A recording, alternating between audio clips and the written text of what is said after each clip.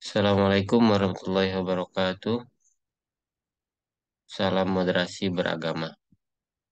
Pada video kali ini merupakan video lanjutan daripada materi yang pertama tentang pemahaman dasar apa itu moderasi dan apa itu moderasi beragama. Jadi kita akan mulai pembahasan kali ini tentang pertanyaan mendasar. Samakah moderasi beragama dengan moderasi agama? Jadi apabila ada pertanyaan seperti ini, tentu jawaban kita tidak sama ya. Kenapa itu tidak sama?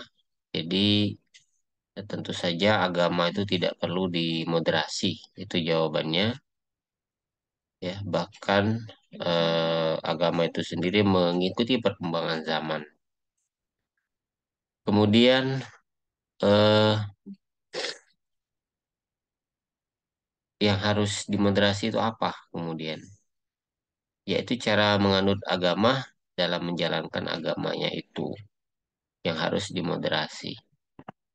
Ya, yang menjadi pokok pembahasan kita adalah tidak ada satupun agama di dunia ini yang mengajarkan tindakan berlebihan atau ekstrim, ya, ekstremitas. Tapi dalam kenyataannya, tidak sedikit orang menjalankan ajaran agama berubah menjadi ekstrim. Ini diakibatkan daripada pemahaman beragama yang terlalu berlebihan, ya. Jadi memang dalam beberapa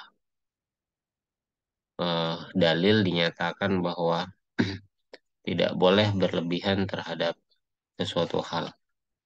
Nah, yang namanya berlebihan itu akan mendatangkan hal yang negatif. Kalau ditanya apakah contoh konkret untuk membedakan agama dan beragama. Contoh misalnya ajaran agama untuk memuliakan perempuan. Ajaran ini bersifat pasti dan tidak ada yang memperdebatkan. Jadi itu yang namanya dengan ajaran agama. Tapi bagaimana cara memuliakan perempuan menurut ajaran agama itu masing-masing umat beragama tentu melakukan praktik yang berbeda-beda. Itulah yang disebut dengan beragama. Jadi pokoknya memuliakan perempuan itu ajarannya sama, tapi cara menyikapi atau cara beragamanya itu tiap ajaran agama mau dimungkinkan berbeda. Contoh misalnya ada paham dan amalan agama yang ekstrim, membatasi aktivitas sosial perempuan, seperti larangan keluar rumah bagi perempuan yang masih untuk menuntut ilmu. Tapi di sisi lain ada juga paham dan amalan agama yang memberi ruang kebebasan ekstrim bagi perempuan untuk beraktivitas sosial, sehingga menyepelekan tanggung jawab mengurus keluarga. Nah, jadi kalau kita lihat di antara dua pemahaman pengamalan beragama tersebut, yang cenderung moderat dan memberikan hak-hak kesetaraan gender pada perempuan, tapi tidak membatasi dengan etika dan adat istiadat yang berlaku. Jadi ini ya pembahasannya. Jadi moderasi beragama sama dengan toleran. Jadi ada pertanyaan. Yang pastinya toleransi itu hasil yang diakibatkan oleh sikap moderat dalam beragama. Jadi kalau kita lihat ya, banyak sekali orang yang berbeda keyakinan itu bisa berdampingan dengan satu sama lainnya. Ya. Nah, jadi seorang yang moderat bisa jadi tidak setuju atas suatu tafsir ajaran agama, tapi ia tidak akan menyalahkan orang lain yang berbeda dengan pendapatnya. Jadi ini juga merupakan wujud daripada perilaku yang moderat dalam beragama ya. Jadi eh, halnya sama tapi cara pengamalannya yang berbeda itu tidak membuat gap ya, tidak membuat eh, perbandingan atau jarak antara satu dengan yang lainnya. Nah, eh, tentu dalam kehidupan sehari-hari banyak sekali orang-orang yang toleran yang bisa kita temui. Jadi ada pertanyaan, apakah orang yang moderat itu tidak teguh dalam beragama? Nah, kalau ditanya seperti itu tentu saja tidak demikian jawabannya ya. Seorang yang moderat juga harus memiliki pendirian teguh dan semangat dalam beragama. Dengan asas memilah pokok ajaran agama, di mana harus ada pendirian teguh dan di mana harus ada tafsir ajaran agama. Jadi di suatu saat dia harus jadi orang yang toleran dan tidak menyala-nyalakan orang lain terkait urusan pokok agama, itu tidak boleh ada kompromi. Hal ini berkaitan dengan akidah. Jadi selagi itu tidak mempermasalahkan akidah, ganggu akidah, baik secara keyakinan dan prakteknya, itu tidak masalah. Ya, tapi untuk permasalahan yang diperdebatkan, ya tentu kita harus mengambil sikap terhadap tertentu dan tidak memaksakan hukum untuk orang lain. Itulah yang dimakna dengan toleransi. Nah, eh, berikutnya, bagaimana cara membedakan pokok agama dan tafsir agama? Untuk bisa memilah mana wilayah pokok agama yang harus dibela secara teguh dan mana wilayah tafsir ajaran agama yang terbuka untuk berbeda. Nah, jadi kuncinya itu harus mempelajari ajaran agamanya dengan cara yang baik dan mendalam, tentu melalui seorang guru dan sumber yang terpercaya. Jadi sifat ataupun sikap moderat dalam beragama akan lebih mudah diterapkan jika kita memiliki pengetahuan agama yang mendalam, yang luas. Tentu itu akan menjadikan kita orang yang bijaksana. Jadi mampu berdiri di tengah, ya. Jadi paham semua tafsir agama yang nantinya mungkin bisa mengetahui mana yang berlebihan, mana yang tidak.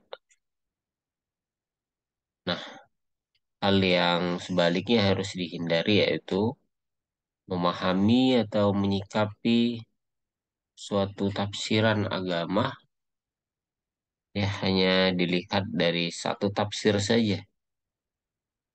Ya, tentu saja sangat salah ya dalam hal tersebut. Jadi untuk jadi orang yang moderat itu kuncinya adalah paham dan berilmu ya. Banyak wawasan seperti itu. Jadi kita tidak mudah menafsirkan atau menyalahkan ajaran agama ataupun eh, aktivitas beragama tertentu. Kemudian syarat moderasi selain berilmu itu apa? Syarat moderat selain berilmu. Jadi selain berilmu, tentu orang harus memiliki akhlak yang baik, pengendalian emosi, dan jadi orang yang pemaaf, teladan, serta berempati.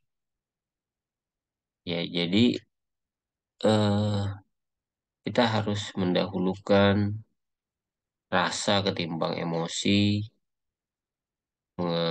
mengedepankan akal ketimbang otot, ya. Jadi moderasi itu harus dibarengi dengan sikap yang berbudi. Dengan begitu, maka seorang moderat dalam beragama akan senantiasa dalam bertindak dan tidak gegabah. Ya, jadi kita harus bijaksana dan juga harus bersifat konsisten. Itu ya makna daripada bijaksana tersebut. Berarti tingkatan tertinggi daripada orang yang memiliki pengetahuan dan pemahaman agama yaitu sikap bijaksana tersebut.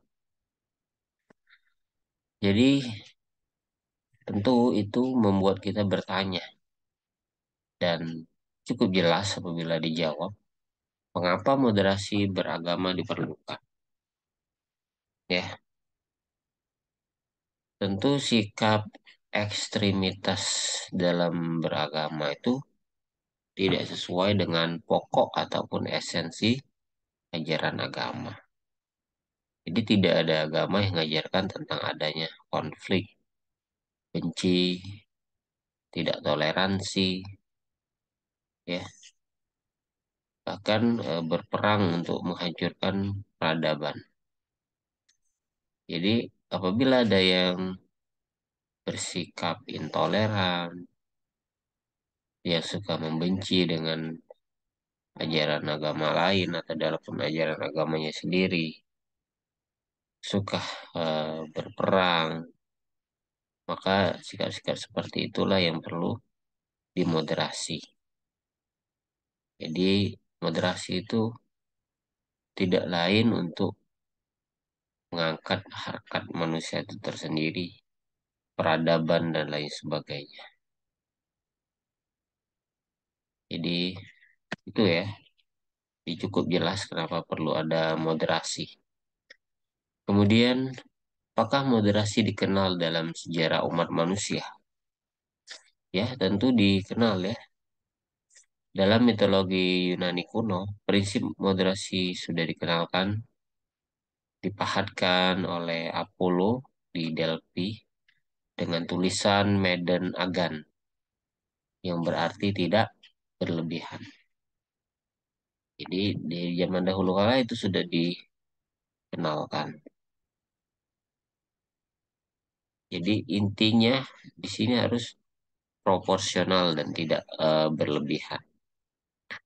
Misalnya dalam menyantap makanan, ya tidak ini ajaran agama ini ya cukup sederhana. Ya, tidak menyantap semua jenis makanan, ya tidak membatasi porsinya, ya bukan tidak membatasi tapi dibatasi porsinya untuk tidak menimbulkan penyakit. Kemudian moderasi dikenal dalam tradisi berbagai agama. Kalau dalam ajaran Islam itu disebut dengan wasa wasatiyah. Dalam tradisi Kristen ada konsep golden mean. Dalam ajaran agama Buddha, Majjhima Patipada. Dalam tradisi agama Hindu ada Madhyamika. Dalam agama Konghucu ada konsep Zongyong. Jadi intinya yaitu ajaran agama yaitu melalui jalan tengah. Ya, maksudnya Golden Mean, Majima, Zong yang merupakan eh, untuk ajaran untuk menjadi orang yang toleransi. Ya, sama. Kemudian bagaimana menempatkan moderasi beragama dalam konteks Indonesia? Ya, tentu Indonesia itu dengan kebinekaannya akan lebih kaya lagi dan lebih memaknai lagi bahwa kita harus jadi orang yang betul-betul moderat. Jadi banyak sekali agama, etnis, bahasa, dan budaya yang ada di Indonesia. Jadi di Indonesia tersendiri, nilai-nilai agama itu sangat terjaga dan dipadukan dengan kearifan lokal berupa adat istiadat ya. Jadi seperti itu. Jadi Indonesia itu tersendiri jati dirinya yaitu yang sangat agamis, sopan santun, toleran, dan mampu berdialog dengan keragaman ya. Jadi sudah luar biasa ya di Indonesia. Jadi kalau yang harus ngawal moderasi beragama itu siapa? Tentu saja jawabannya itu kita bersama.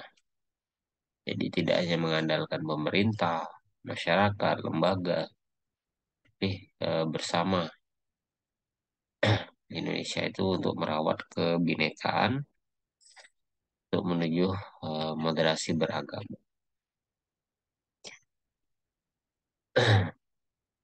Jadi nilai-nilai budaya yang bisa merawat moderasi beragama di Indonesia itu tersendiri dan nilai budaya, adat istiadat, musyawarah, gotong royong, ya itu merupakan modal dalam merawat kebinekaan untuk moderasi beragama.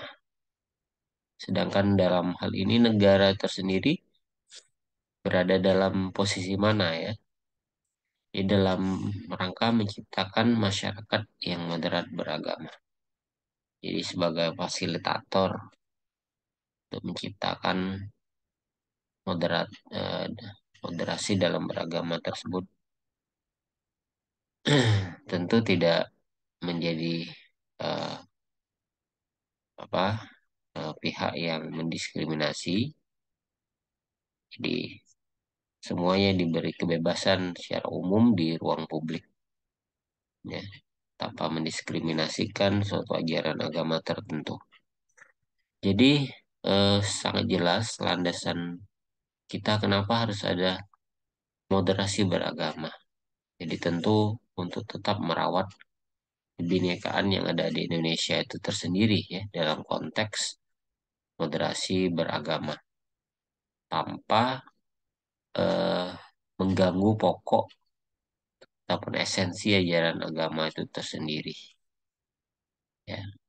Semoga pada video kedua ini bermanfaat untuk kita semua dan menambah wawasan kita bahwa tetap dan akan selalu penting ada yang namanya moderasi beragama. Insya Allah pada video berikut kita akan mulai pembahasan soal-soal tentang moderasi beragama yang mungkin nanti akan bermanfaat bagi teman-teman yang akan mendapatkan tes tentang moderasi beragama, baik rekan-rekan yang sudah jadi PNS ataupun seperjuangan yang untuk menjadi ASN P3K pada tahun tersebut dan tahun-tahun selanjutnya. Mengingat ini program baru dari Kementerian Agama. Terima kasih. Assalamualaikum warahmatullahi wabarakatuh.